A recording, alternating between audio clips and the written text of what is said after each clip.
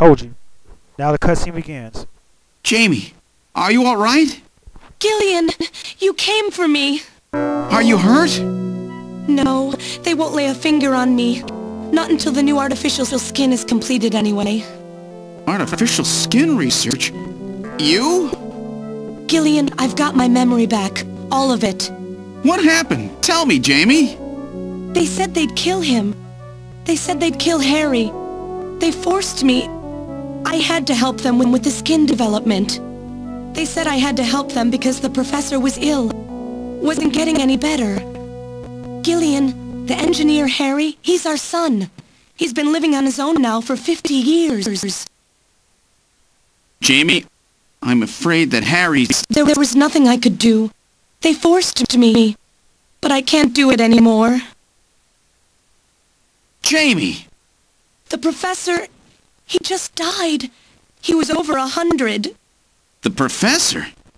What? This old man? Don't you remember? It's Professor Modnar. Professor Petrovich Modnar. What? This old man is Modnar? He's been confined here for 3 years now, just to develop the Snatcher's artificial skin. Terrible. Doing that to your own father. Whose father? Jamie, I don't have any idea what you're talking about. You really can't remember, can you? Jamie, tell me. Tell me who I am. What were we doing at the Kremlin? Are you sure you really want me to, Gillian? It's all so awful, but if you must know, I'll tell you. Try to remain calm, okay? 56 years ago, you and I were involved in a top-secret Soviet project. It was still during the time of the Cold War. The gulf between East and West was as wide as ever. Everybody was worried about nukes. At that point, the world's armies were at their largest ever. Leaders still believed that a strong military meant a strong nation. There were rumors that there would be an agreement to end the production of nuclear weapons. On the other hand, the major powers like the US began to get involved in a space weapons race. But not the Soviets. The conservative despots in the Kremlin had another, completely different idea for gaining military superiority. A horrible plan, something no one else would think of.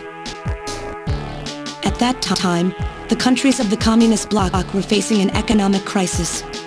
Popular movements pushing for democracy were springing up all over. Communism in itself was facing extinction. Facing pressure from the reformers, the Kremlin began to panic. And that's when that horrible, childish plan was launched. And that was the Snatcher project. Replace your enemy's leaders with puppets of your own. Then you control their governments, their economies, take over a country from the inside out. That's right, Gillian. And to develop these robots, they assembled some of the most brilliant scientific minds from around the world. Some of them were even brought in against their will. At the crux of that development effort was a group called the Frankenstein Project Team. You and I were members of that team, Gillian. It was a 4-person team led by the late Professor Modnar here. The robotics expert was Professor Modnar himself. His son, Elijah Modnar, handled genetics and microbiology. For nanobiology and picobiology, myself. And for behavioral science and psychology, you, Gillian. Early development was carried out at a lab in Novosibirsk, but was later moved to a secret facility under the Kremlin. At the time, the Glasnost and Perestroika movements were gaining momentum, and they rightly feared for the existence of the program if it should become known. But some of the reformers did learn of the project, and they conspired with the US to block it. Gillian, you were a CIA special agent sent by the United States to infiltrate and sabotage the project. I was CIA? Yes, and the government knows that. That's why you were assigned to the Junker team. What? Who am I? Work on the project continued to go smoothly.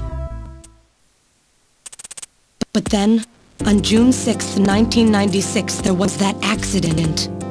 A mysterious explosion at the Chernobyl facility spread a bacterial weapon that was under development there into the atmosphere, destroying the country and the project.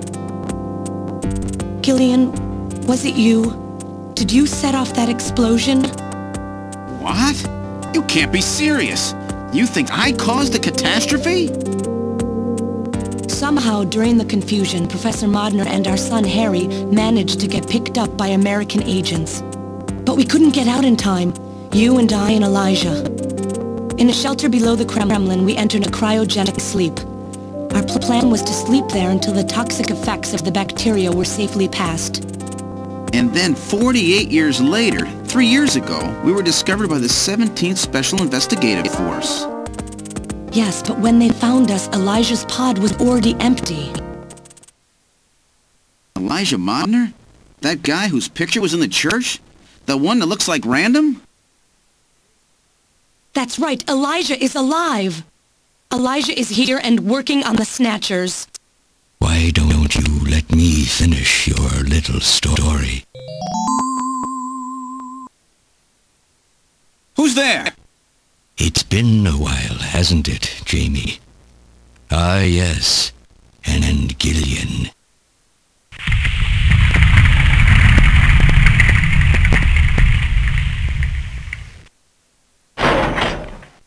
It's me, Jamie. Elijah? Is that really you? Random? No. Not quite. So you remember me, do you? I am Elijah Modnar, the only son of Professor Petrovich Modnar. I'm afraid I've grown somewhat old and feeble since we last met, however. Elijah, why are you doing this? Your father, Professor Modnar, he passed away a few minutes ago. What? My father? My father is dead?